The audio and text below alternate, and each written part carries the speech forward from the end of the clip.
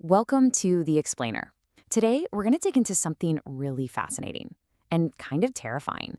It's about how you can take apart a society, not with bombs or armies, but with a plan. A blueprint, really. A deliberate, chilling design to make a community tear itself apart from the inside.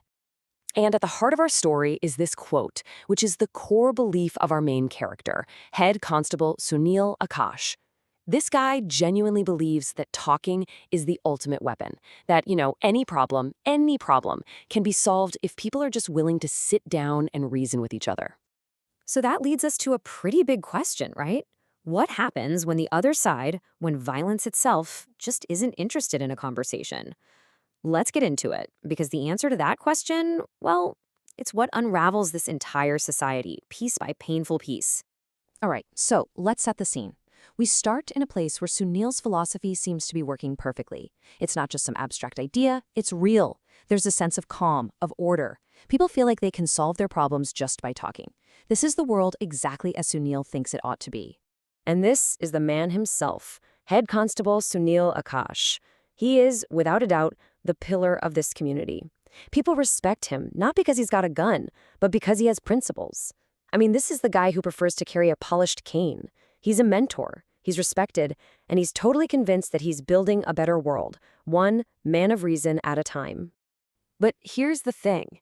Even in his own home, a completely different idea is taking hold. You can see it right here, this stark contrast. On one side, you have Sunil's method, dialogue, de-escalation, trust. And on the other, his wife, Megha. She's all about the private dagger, self-defense, and a deep-seated fear of the unknown.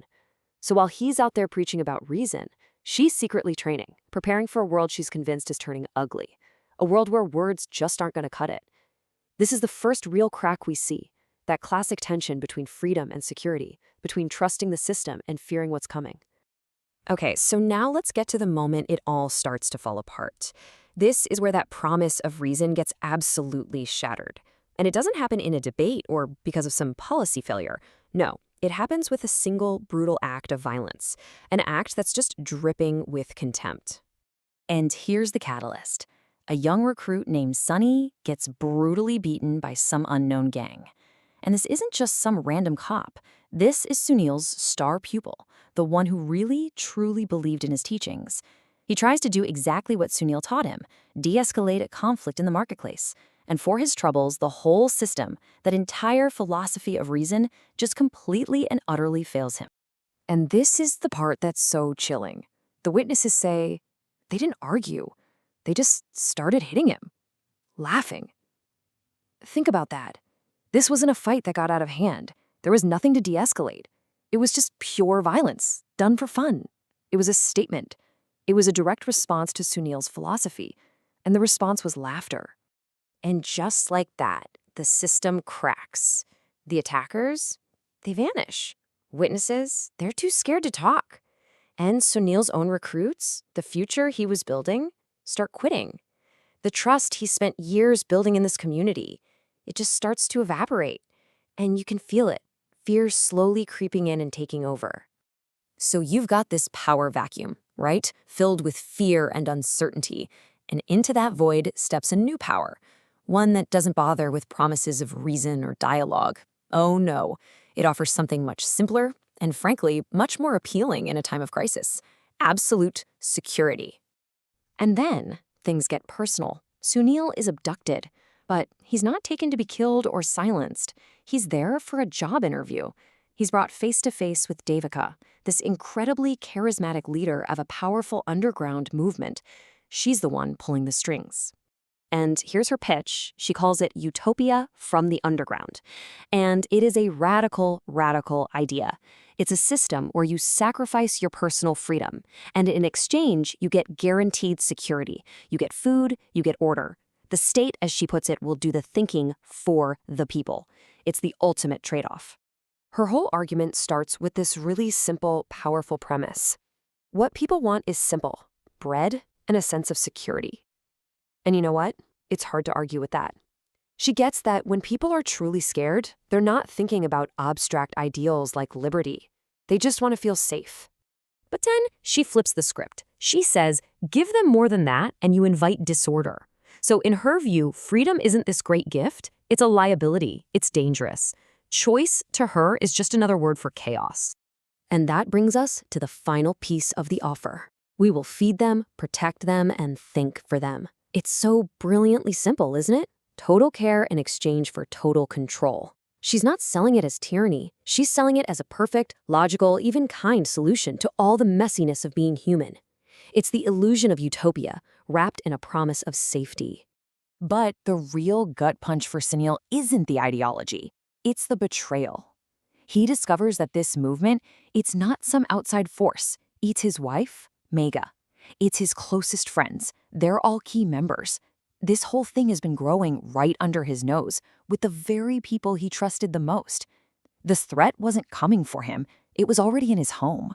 So here's Sunil. He's been rejected, he's been betrayed, he's completely alone. And he decides he has to fight back. But even now, after everything, he's still trying to do it on his own terms. He says this, and it's so important. No one gets hurt. We're not here to destroy people. We're lighting a spark. So even as he's planning to use bombs, he's still clinging to that core belief. He doesn't want to hurt anyone. He just wants to expose them, to light a fire of resistance in the public. So this is his plan. First, find their secret headquarters. Second, use the chaos of the Holi Festival for cover. Third, plant some non-lethal bombs in empty buildings just to make a lot of noise. And finally, force the group out into the open and hopefully inspire the public to rise up. He really believes he can win this by controlling the story. And this is where everything turns on its head.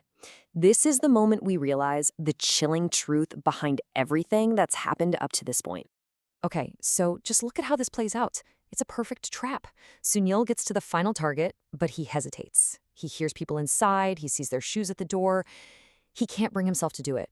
And that one moment of compassion, that's his undoing. Because a second bomb, a much deadlier one that he didn't plant, goes off from inside the building. The trap springs. And who emerges from the smoke?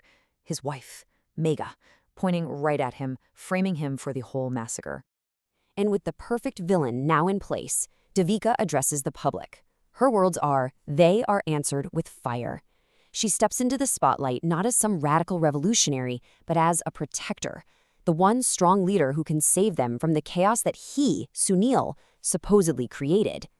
And then comes the final, horrible realization. The movement didn't just take advantage of the chaos.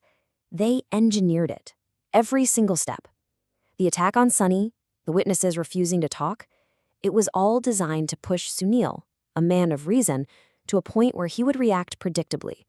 His resistance wasn't a problem for them. It was the final piece of their plan. It was the public justification they needed to take over completely. Which leaves us with this massive, unsettling question. How do you possibly resist a system that didn't just anticipate your rebellion, but actually designed it? When your act of defiance is the final move in their chess game, what does it even mean to fight back anymore?